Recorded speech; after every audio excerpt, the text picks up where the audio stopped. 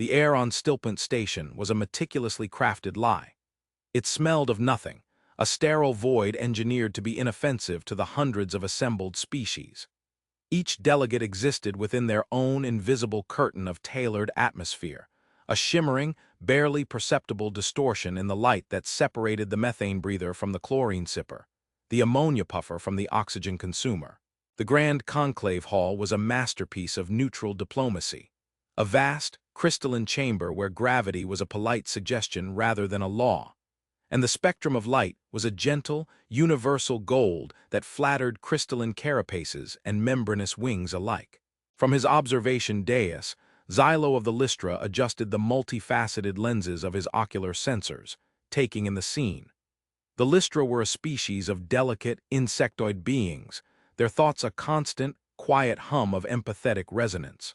Xylo's role was less diplomat, more barometer. He felt the emotional currents of the room, the subtle shifts in intent that preceded treaties or wars. Today, the current was dangerously turbulent. At the center of the disruption, as always, was Vrex of the Cathar. Vrex was a magnificent and terrifying creature, a bipedal reptile scaled in obsidian armor, with a crest of blade-like horns that flared with agitation. The Cathar were classic ambush predators. They were built for overwhelming, short-burst violence, their philosophy a direct extension of their biology. The strong rule, the weak serve or are consumed. For centuries, they had been the undisputed physical masters of their galactic quadrant, a fact Vrex never tired of reminding the Concordance. He was currently looming over the delicate, gelatinous form of the glipped ambassador. Your claim on the asteroid field of Cygnus X1 is an insult to the Cathar Imperium. Vrex's voice was a subvocal roar, a sound designed to vibrate through bone and chitin to trigger primal fear. It is rich in heavy metals. It is our right to claim it. Your people are grazers. What need have you of tungsten and iron? To strengthen your jellies, the glipt quivered, its internal bioluminescence flickering in distress. The Concordance Charter guarantees resource allocation based on need, not might. Honored Vrex. Our developing industry requires. Your industry is a fiction. Vrex slammed a three-taloned hand onto the polished floor, the impact echoing through the chamber. Several smaller delegates flinched. You will renounce your claim, or the Imperium will renounce it for you. Xylo felt a wave of collective anxiety ripple through the conclave. This was more than the usual Cathar posturing. This was a direct challenge to the very foundation of their interstellar alliance, an alliance painstakingly built over millennia to drag the galaxy out of the endless cycle of predator-prey warfare. The Concordance was a fragile thing, predicated on the idea that intelligence could override instinct. Vrex was living, breathing proof of how tenuous that idea was. The elder shard of the Genarl, a silicon being whose thoughts moved at a geological pace, resonated a calm, crystalline chime. The Charter is the rock upon which we all stand, Vrex. To crack it is to invite the void. Vrex swiveled his massive head, his unblinking yellow eyes fixing on the elder shard. The void is our natural state, Old One.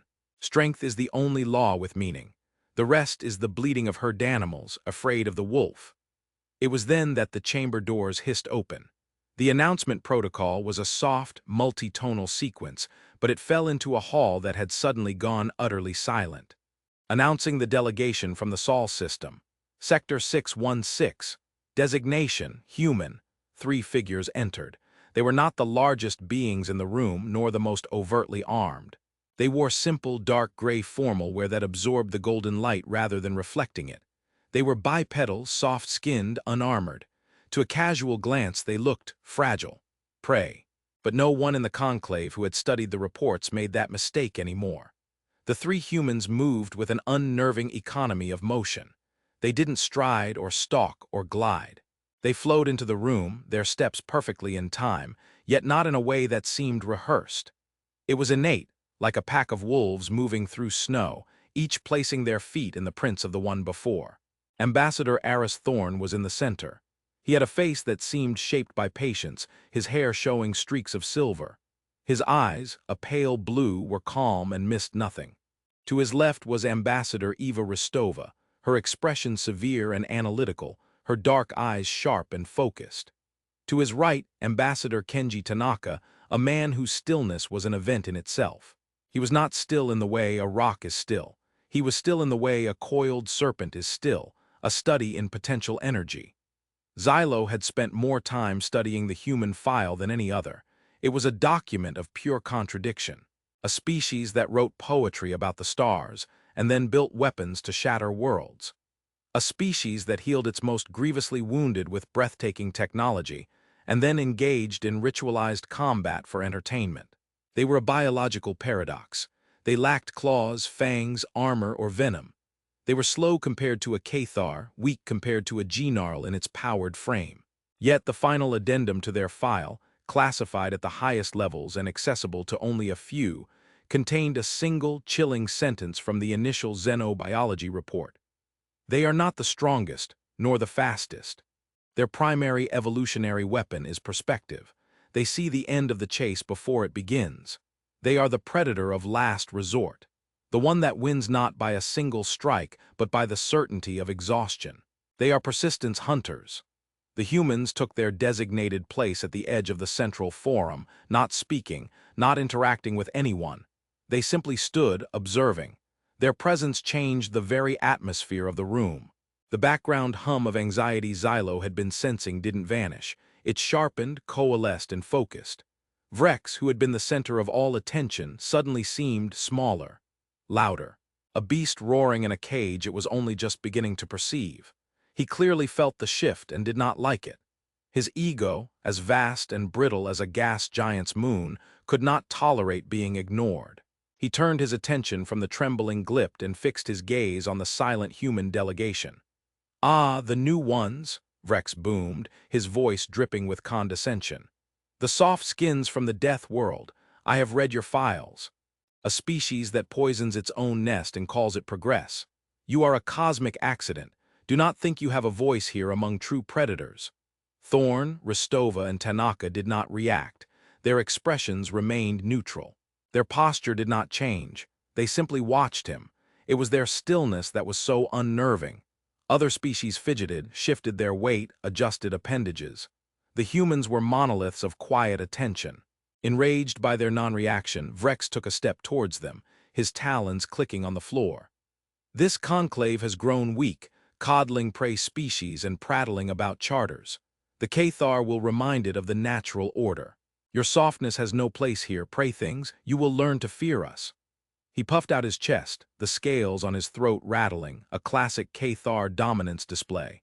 He opened his mouth, showing rows of dagger-like teeth. He was a portrait of savage power. Eris Thorn blinked once, a slow, deliberate motion. He gave a nod so infinitesimally small that Xylo, with his hypersensitive vision, almost missed it. And then it happened. It was not a grand gesture. There was no sudden movement, no shouted retort. In perfect, silent, fluid synchronicity, the three human heads turned, 120 degrees to the left. The motion was not robotic or jerky. It was organic, smooth, the movement of a single three-headed organism. Three pairs of eyes, pale blue, dark brown, and black, locked onto Vrex. Xylo felt a jolt of pure, primal terror arc through the empathetic network of the conclave, so powerful it made his antennae vibrate. It wasn't the human's fear. It was a projection, an echo, a psychic scream erupting from the Cathar ambassador. The human expressions had not changed. They were not angry, they were not hateful, they were not afraid, and that was the horror of it. Their gaze was one of absolute, dispassionate assessment. It was the look of a mathematician solving an equation. It was the look of a butcher sizing up a cut of meat. It was the calm, patient, infinitely deep stare of a creature that has been walking for 3 days, following its exhausted, terrified prey, knowing with cellular certainty how this hunt will end. It was a gaze that said, without a single word, "We see you, we understand you, we know how you die." Vrex's roar died in his throat, choked off by a strangled gasp. The scales on his crest, which had been flared in aggression, now flattened against his skull. His massive, powerful body began to tremble. His unblinking yellow eyes, which had held such arrogance moments before, now widened in sheer, instinctual panic. His species had evolved over millions of years to understand the language of predation. They knew the snarling charge of a rival. They knew the scent of a hiding prey. They knew the sudden strike from the shadows. They had no defense against this. This quiet, collective, analytical certainty. His lizard brain, the ancient core of his being, screamed a single, deafening message. You are being hunted. Not by a beast, but by an intelligence. It will not tire. It will not make a mistake. It will not stop until you fall. A low, guttural whimper escaped Vrex's throat. His powerful legs, which could propel him forward at incredible speeds, suddenly lost their strength. They buckled. With a clatter of claws and armored scales, the mighty Vrex of the Cathar Imperium collapsed to his knees on the floor of the conclave hall. He lowered his head, his whole body shaking uncontrollably, like a frightened hatchling. He did not look up. The silence in the chamber was no longer tense. It was absolute, a perfect vacuum of stunned disbelief. Aris Thorn held the gaze for 1 second longer, then his head turned back to the front with the same fluid motion. Rostova and Tanaka followed in perfect sync. Thorn's gaze swept over the assembled delegates, his expression now one of mild, polite concern. Our apologies for the interruption, he said, his voice calm and measured, carrying easily through the cavernous space. There seemed to be a misunderstanding. Shall we continue with the proceedings? Xylo stared, his multifaceted eyes trying to process what he had just witnessed. He had seen a predator, one of the most physically formidable beings in the known galaxy, reduced to a quivering wreck without a single weapon being drawn, without a single threat being uttered. He had just witnessed the true nature of human power. It wasn't in their ships or their weapons. It was behind their eyes. It was the chilling, ancient stillness of the thing that waits at the end of all things, the apex at stillpoint. The story of humanity's entrance into the Galactic Concordance had begun not with a bang, but with a quiet transmission of data, a trickle that became a flood. Xylo remembered being a junior analyst at the time, tasked with sifting through the initial probe readings from the newly discovered Sol system. The initial assessment was baffling. The third planet was classified as a death world, a term reserved for planets with extreme gravity, violent weather, active volcanism, and a biosphere locked in a perpetual, brutal state of competition. Over 99% of all species that had ever existed there were extinct. Life was a constant, vicious struggle. Yet, from this crucible emerged signals of breathtaking complexity, mathematical proofs of stunning elegance, music of heart-wrenching beauty, philosophies that debated the nature of consciousness itself. The first Alien Council debate on the matter was a study in confusion. The Glipt ambassador, a predecessor to the one Vrex had just terrorized, had projected an image of a human city at night, a glittering web of light and energy. They are builders, creators. Their capacity for cooperative organization is remarkable. Vrex's predecessor, a grizzled old Cathar named Graal, had countered with a different image, archival footage of a human war. Explosions, machines spitting fire, and the humans themselves moving with grim efficiency to kill one another. They are destroyers, Graal had roared. They turn their builders' ingenuity to slaughter. They are a plague upon their own world. Do we dare invite them to ours? It was the elder Shard who had urged caution and further study. They are both, the ancient being had chimed. The forces of creation and destruction are in violent imbalance within them. They are a geological event in biological form. We must understand them before we act. And so, the Concordance had dispatched a deep-range stealth probe, a silent observer tasked with watching, listening, and learning. For 10 standard years, it hung in the outer system, its sensitive instruments peeling back the layers of human civilization. It cataloged their art, their science, their politics. But it was the biological data that proved most disturbing. Xylo had been on the team that analyzed it. They had witnessed human feats that defied all known biological models for a creature of their class. They saw a lone human running across a scorching desert, for hours, not in pursuit of anything, but simply to do it. The Lystra, like most species, regulated their body temperature through external means. The idea of a creature generating so much internal heat through sustained exertion and dissipating it through a system of saline leakage from their skin, sweating, was alien. It was inefficient. It was messy. It was also terrifyingly effective. Look at the energy consumption, a Kellorian biologist had chittered, her 4 spindly arms flying across her console. To sustain this level of activity, their metabolism must burn through resources at an astonishing rate. And this thermoregulation, it allows them to remain active when most other species would have to rest or risk systemic heat failure. A Cathar can sprint at 80 kilometers an hour, but only for 2 minutes before needing hours of recovery. This human can maintain a steady pace for an entire rotation of its planet. Then they intercepted the broadcast. It wasn't a military secret or a diplomatic communique. It was a public educational lecture from a human institution called a university. An elderly, soft-spoken human with a gentle face stood before a class of young humans, a holographic display of a skeleton behind him. The key to understanding human evolution, the old human said, his voice calm and academic, is not in our teeth or our claws, which are frankly pathetic. It is in our two greatest and most related adaptations, our endurance and our intelligence. We are persistence hunters. Our ancestors did not outfight their prey. They outthought it and then they outwalked it. Imagine a creature larger, faster, stronger than you. You cannot catch it. But you don't have to, you just have to follow it. You follow it through the heat of the day when it is forced to rest in the shade. You do not rest. You follow it when it must go to the water hole. You are there, waiting. You deny it rest, deny it water, deny it peace. For hours, for days. You become a relentless, inescapable fact of its existence. Its muscles seize. Its mind breaks from the sheer psychological pressure of being constantly, calmly pursued. In the end, it collapses not from a wound, but from utter despair. And you, the soft-skinned, slow-moving predator, simply walk up and end it. A cold silence had fallen over the analysis room. Xylo had felt the empathetic echo of his colleagues' horror. This wasn't predation as they understood it. This was a form of psychological torture, a weaponization of patience. It explained the runner in the desert. It explained their presence on a world that should have killed them. They didn't survive their death world by being the strongest. They survived by being the most stubborn, by refusing to die, by simply continuing. The final piece of the puzzle came from a drone that had observed a disaster at a remote human mining colony on their fourth planet. A seismic event had caused a tunnel collapse, trapping a dozen miners. The drone's feed showed chaos, dust, rubble, failing lights. The alien observers expected what they would see in most species: panic, a desperate scramble for individual survival. The pack would dissolve, the strong abandoning the weak. They saw the opposite.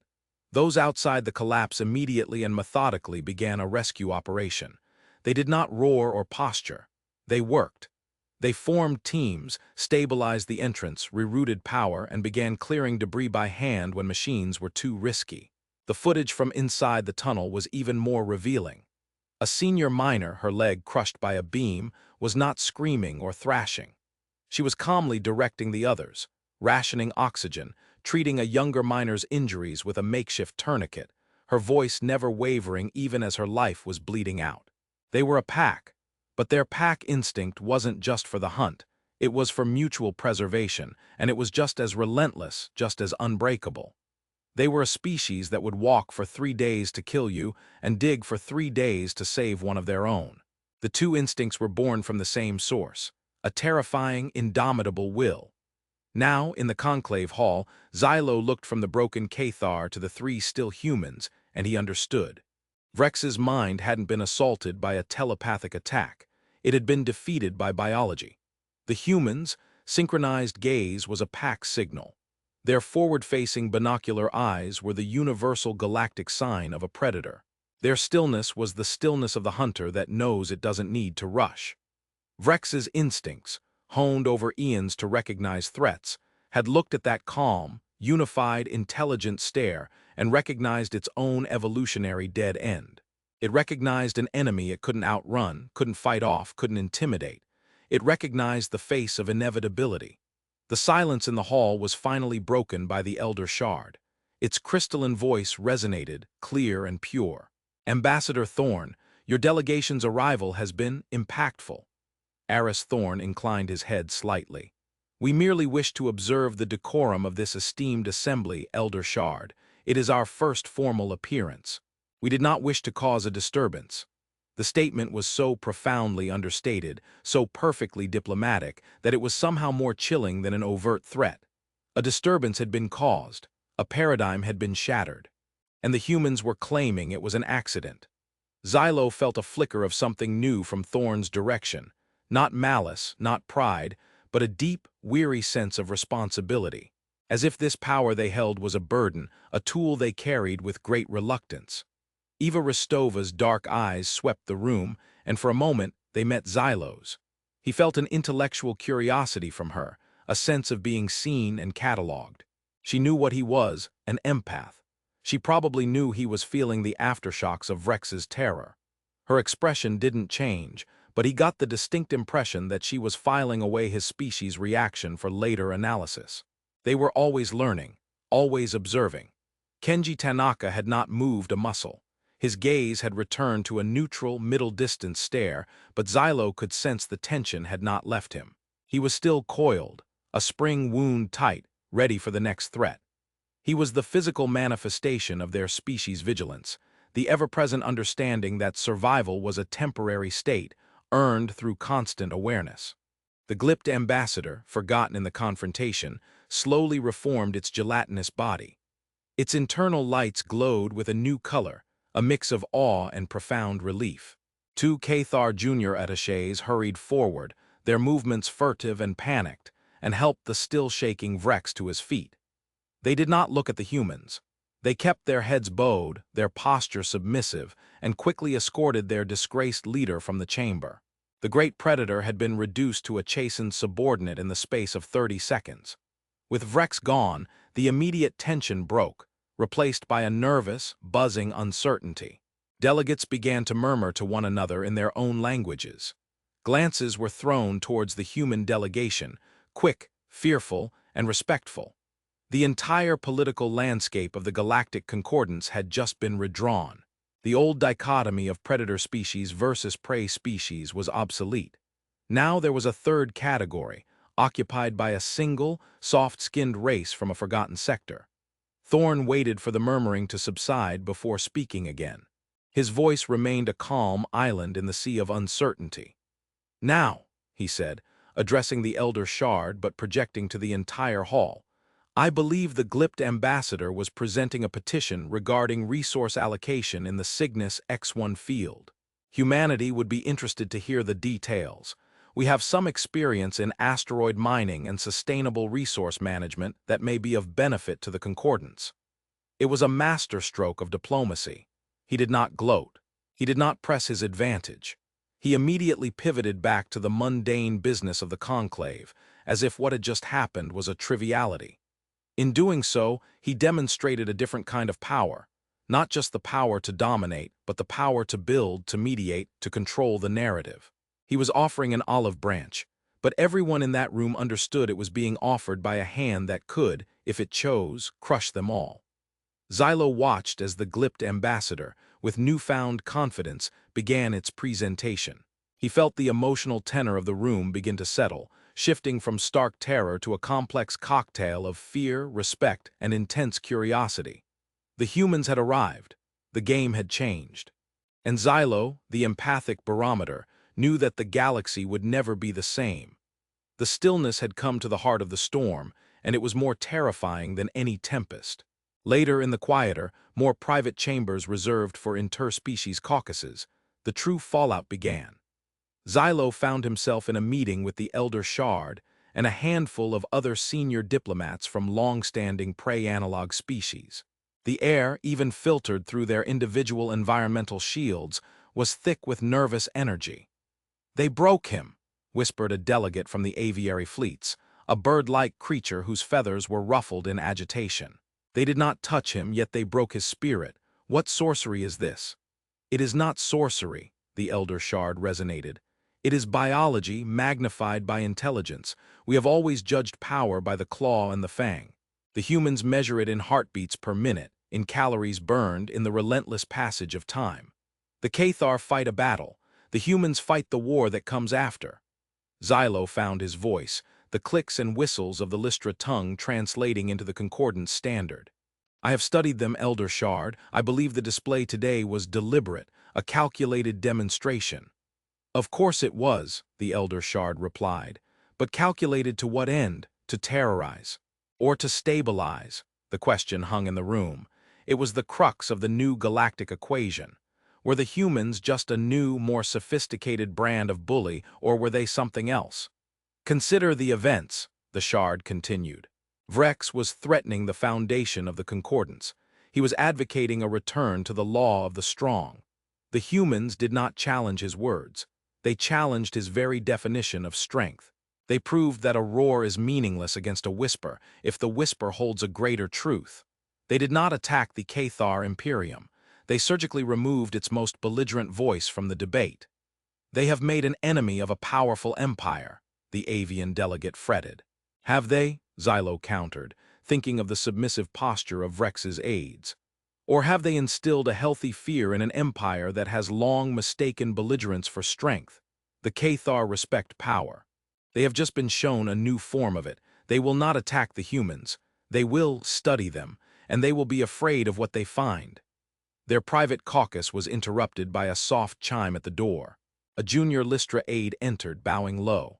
"Forgive the intrusion, Empath Xylo, Elder Shard. You have a visitor, Ambassador Restover of the human delegation." A fresh wave of anxiety washed through the room. The avian delegate actually took a step back. Xylo, however, felt a spark of intense curiosity. This was the analyst, the scientist. She was here for a reason. "Send her in," he clicked. Eva Rostova entered the chamber alone. She moved with the same quiet efficiency as before. Her dark eyes scanned the occupants, her expression unreadable. She stopped in the center of the room, a respectful distance from the Elder Shard. "Elder Shard, Empath Xylo, honored delegates. I hope I am not intruding." Her voice was a low, precise contralto. "You are welcome, Ambassador," the Elder Shard chimed. "We were just discussing your arrival." A flicker of something, was it amusement? Irony passed across Rostova's face, gone as quickly as it came. "My colleague, Ambassador Thorne, felt it was necessary to establish a baseline. The Cathar delegate was operating under a series of flawed assumptions regarding our species. It was more efficient to correct the data in a practical demonstration than to engage in a prolonged and fruitless debate." "You call that a practical demonstration?" the avian delegate squawked, unable to contain himself. "You humiliated a senior ambassador." Rostova turned her gaze on him. It lacked the crushing weight of the unified stare in the conclave, but it was still intensely focused, analytical. "No, we did not humiliate him. His own biology did. We simply provided the stimulus. Your species, if I recall the files correctly, evolved from airborne grazers. Your primary defense is flocking and altitude. The Cathar are solitary ambush hunters. We are cooperative persistence hunters. We each react to threats according to our evolutionary programming. Ambassador Vrex's programming perceived an inescapable threat. His endocrine system flooded with stress hormones. His higher brain functions were overridden by his amygdala, and he experienced a syncope event. A physiological response, not a humiliation. She spoke about it as if describing a chemical reaction in a laboratory. Her dispassionate explanation was, in its own way, as unnerving as the event itself. "And why are you here, Ambassador?" Xylo asked, cutting through the avian's sputtering. Rostova's gaze shifted to him. "Because of you, Empath Xylo, our intelligence suggested the Lystra were a teleempathic species of high sensitivity. Ambassador Thorne establishes the diplomatic reality. Ambassador Tanaka assesses physical threats. My role is to understand the other layers, the second-order effects. I'm here to ask what you felt and to offer context." Xylo hesitated, his antennae twitching. It was a direct, almost shockingly blunt request. I felt the echo of his terror. It was profound, a fear not of death but of inevitability. "Correct," Rostova said with a nod. "That is the key. Most predators fear a failed hunt or a wound from a defending prey. They do not fear the hunt itself. We forced his mind to perceive the hunt from the other side, from the perspective of the hunted. A uniquely human experience." There was a strange, somber note in her voice now, a hint of the deep history that had forged her species. "Why?" Xylo asked simply. "Why do you carry this burden, this capacity? Rostova was silent for a long moment, her gaze turned inward. When she spoke again, her voice was softer. Because of our planet, you called it a death world. We call it home. On Earth, everything is trying to kill everything else. But we were unique. We had no great strengths. No armor, no venom, no speed. All we had was each other and the ability to keep walking. We were prey for millions of years before we became predators. We were hunted by great cats with teeth like daggers, by monstrous bears, by packs of wolves. We know in our bones what it feels like to be watched from the shadows. We know the scent of fear because it was once our own. She took a step closer, her dark eyes locking with Xylo's. That is the secret of humanity, empath. Every human being is the descendant of a survivor. We are the children of the prey that learned to hunt. When we look at a predator, we do not just see a threat. We see a challenge. We see a system to be analyzed and dismantled. We see the mirror of our own past. Vrex looked at us and saw soft-skinned prey. We looked at him and we remembered the saber-tooth. And we remembered how we killed it. Not with our strength, but with our minds, by becoming its living nightmare. She let the words settle, then her expression became professionally placid once more. We are not here to conquer the galaxy. We have no interest in empire. It is inefficient and ultimately self-destructive. We are here to ensure a stable environment for our own continued survival. The Concordance, for all its flaws, is the most logical framework for that. Vrex's actions threatened that framework, so we stabilized it. We hope this context is helpful. With a slight, formal bow, she turned and left the chamber, leaving behind a silence even more profound than the one in the conclave hall. Xylo finally understood. The humans weren't terrifying because they were the ultimate predator. They were terrifying because they were the ultimate survivor. They had faced down their own extinction 1,000 times on their own brutal world and had won. They had hunted their nightmares into oblivion. And now they had brought that terrible, patient, and unbreakable will to the stars. They were not the wolf at the door. They were the thing the wolf fears.